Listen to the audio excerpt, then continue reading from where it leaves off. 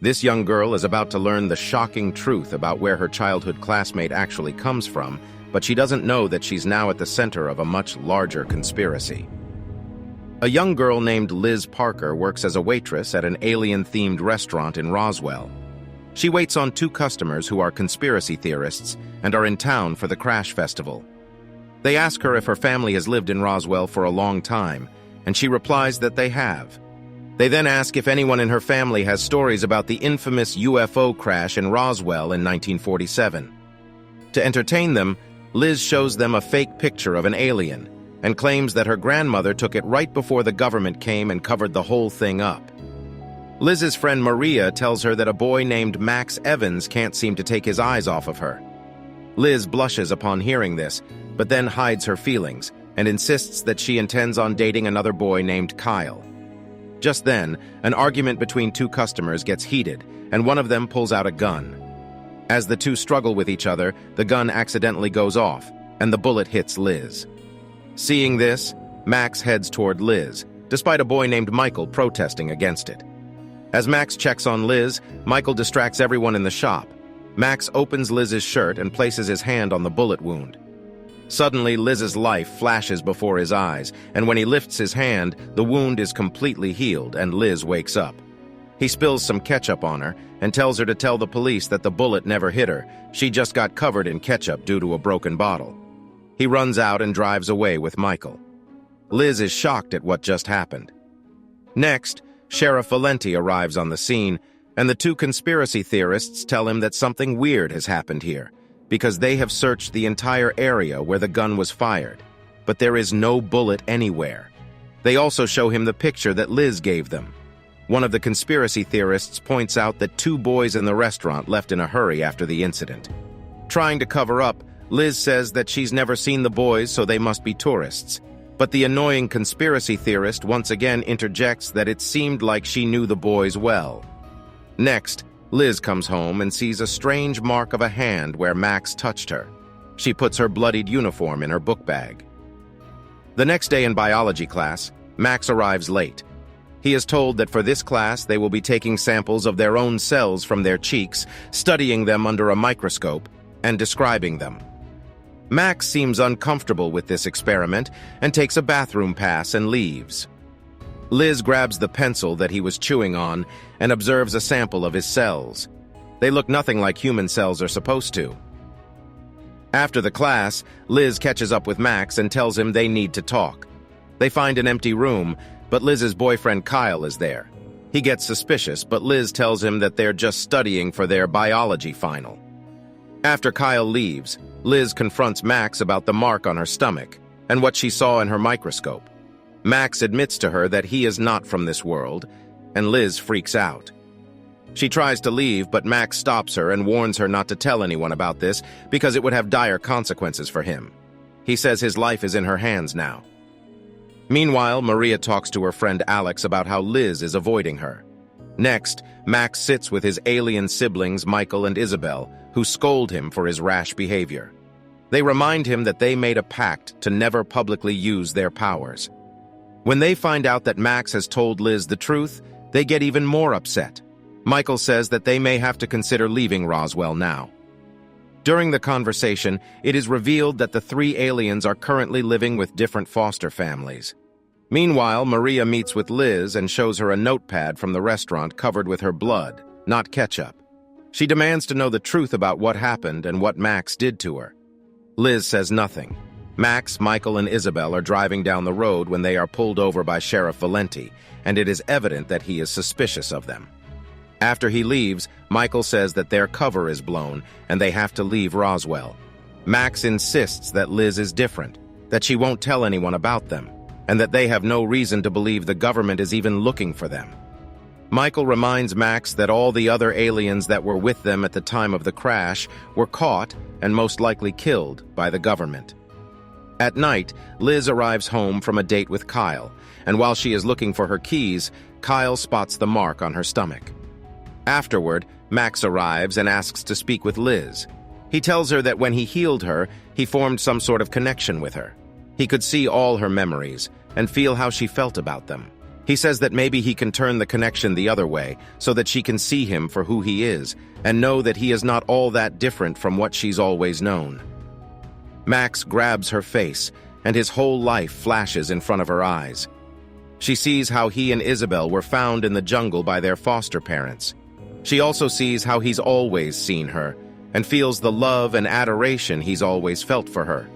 It completely changes how she views him and herself. Next, Liz is at school when her book bag goes missing.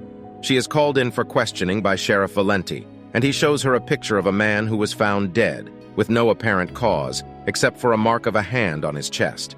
He says that Kyle, who is his son, claims that he saw the same mark on her stomach. Liz says that Kyle is wrong, but Valenti demands to see for himself. Pervert.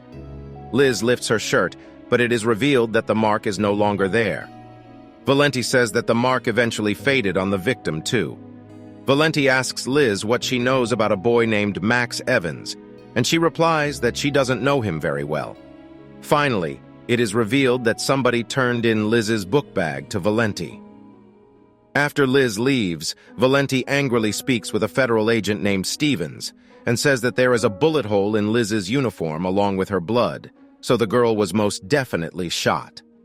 The agent doesn't take him very seriously, but takes the uniform to get examined by the lab. Valenti insists to the agent that the handprint was present on Liz, since that is what the feds have been looking for. The agent reminds Valenti that his father had a reputation for chasing after fake leads regarding aliens, and advises him to not end up the same way. Valenti replies that back in the day he thought his father was crazy just like everyone else, but now he doesn't, and hence, he isn't going to drop this. Next, Liz meets up with Max and says that she needs some questions answered. She asks him where he's from, and he replies that he doesn't know because he wasn't born at the time of the crash. He was in some kind of incubation pod. She asks him what kind of powers he has, and he replies that in addition to being able to connect with people, as he did with her, they can manipulate molecular structures. She asks what he means by they, and he replies that Isabel and Michael are also aliens. Liz tells Max that Valenti is suspicious of him and also tells him about the pictures he showed her. Max is shocked and runs away. He meets Isabel and tells her that they are leaving, because not only are they being suspected, but it is also possible that they have a living relative that they don't know about. Isabel points out that judging by Liz's story, the relative could be a murderer. Maria meets with Liz and demands to know the truth, threatening to otherwise tell Valenti all that she knows. Liz tells her everything, leading to her freaking out. As the three aliens are driving out of town, they run into Liz and Maria. Liz says that if they leave town, they will just confirm Valenti's suspicion, but she has a plan to throw him off their scent.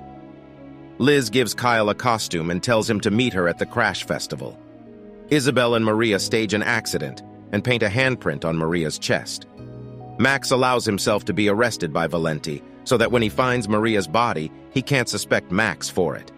Somebody is seen fleeing the scene of Maria's accident, but that somebody is Michael, who is cleverly wearing the same costume that Liz gave to Kyle.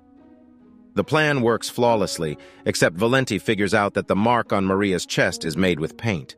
He corners Max and tells him that he will find a way to connect Max to all this no matter what. Next, Max meets with Liz and says that he wishes the two of them could be together, but it is too dangerous right now. As he is leaving, Liz thanks him for saving her life. Next, Michael meets with Max and says that they have to get the picture of the victim that Liz was talking about from Valenti's office. He says that if there is a relative of theirs alive, he or she might know where they come from and might even know how to go back there. Maria discusses with Liz that they don't know anything about these aliens, and they should be worried about that. In class, a substitute teacher named Miss Topolsky arrives, and while taking attendance, she notices that Michael isn't there. She directly inquires about his whereabouts from Max, and Liz finds this curious. Valenti arrives at the police station and finds an FBI agent sitting there who says that his assignment is to just sit until ordered otherwise. Valenti says the FBI doesn't have jurisdiction here and orders him to leave.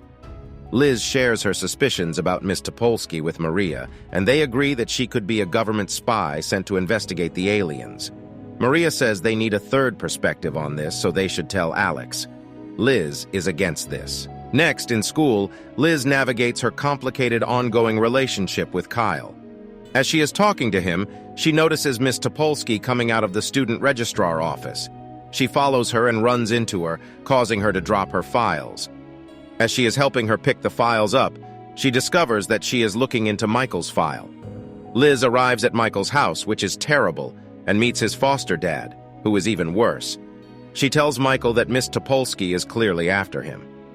At night, Valenti tries to call the FBI and complain about them sending agents to his station, but they don't listen. He leaves his office, and as he does, Michael tries to sneak in to steal the picture Liz told them about. However, he is caught by the deputy. Michael talks to Max and Isabel about making a plan to sneak into the sheriff's office, but Isabel says that she has a perfectly good life here, and she would rather not bring more heat down on them than they already have. Isabel and Max's foster parents arrive, and Michael leaves. The next day in class, Liz notices that Miss Topolsky doesn't even know the very basics of the subject she teaches, and her suspicions get stronger.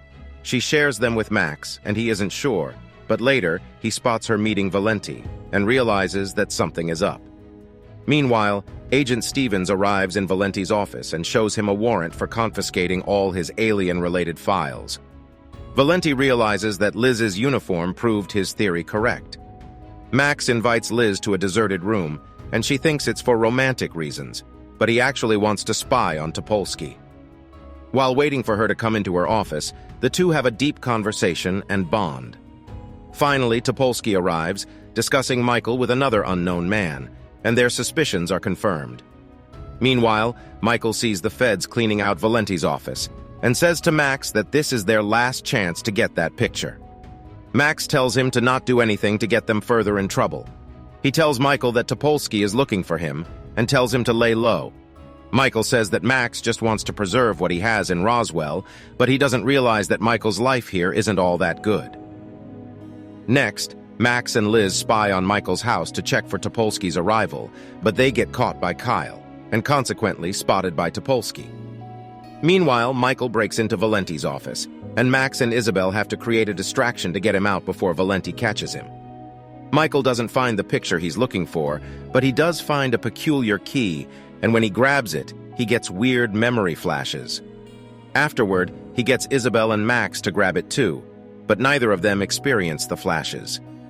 Max apologizes to Michael and admits that he doesn't know what life in Roswell is like for Michael. But Michael says that he's lucky he doesn't have a nice life, because one day they will have to leave this all behind for sure, and it will be harder for Max and Isabel. He advises Max to not get too lost in this life and forget his reality. The next morning at school, Topolsky speaks to Liz and reveals that she is not a teacher. She is a guidance counselor who is here to help Michael because he is at a serious risk for dropping out. She asks Liz to get Michael to meet with her. Meanwhile, Valenti discovers that his key has been stolen. Finally, Michael watches as Isabel and Max live happily with their foster parents. Roswell is an American science fiction television series which first aired in 1999 and ran for 3 seasons until 2002. After its first season, the show quickly gained a very strong fan base, but during subsequent seasons, it struggled to maintain a decent balance between its science fiction and teen romance elements, leading to declining ratings and eventual cancellation in 2002 after its 3rd and lowest-rated season. Thank you for watching. Be sure to like our channel and subscribe if you enjoy content like this. Also, let us know what movie you would love us to recap for you.